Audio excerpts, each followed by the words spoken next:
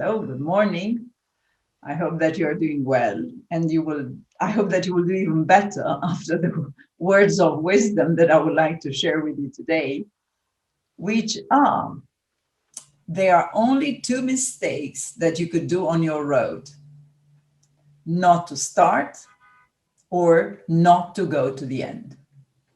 Why don't we start? Why do we give in? Yes, that's exactly. These are the two, let's say, extreme situations. Um, But I would say that the first, which is looks to me more obvious, even though probably at the end of the day, both of them have the same reason, the same root cause. But I would say that the first, not to start, is the fear that we cannot make it. We do not start by fear. We procrastinate in the doing by fear that we will not make it, that we are not able to make it. And it might be, but certainly is very related, is that what the others will say if we start and if we don't succeed, which is the, let's say, the shame of not making it, the shame. So, Yeah. And obviously I have this situation that I have to handle with some of my clients, which are that perfectionist that they don't go into doing, right? So when you are so perfectionist, that means you ask such a perfect job, such a perfect result from yourself, then obviously that takes you to paralysis, because you will never be sure that you will get the perfect thing, right?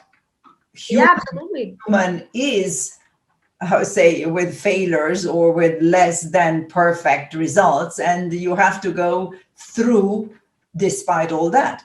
So then the thing that I recall to my clients is that apparently on Google, I don't know, reception hall or something, they have the saying, better done than perfect.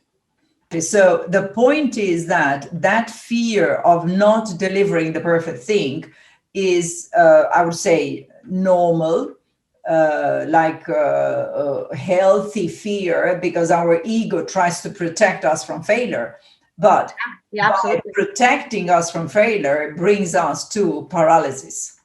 And I would say that if ever there is a consequence on how to educate children, the consequence here will be to teach them to accept the failure as a step in improving and a step in learning. So I think that, and so this is one thing if you want to educate children, but then by the same token, if you want to educate yourself, right? Yeah. Do that to yourself.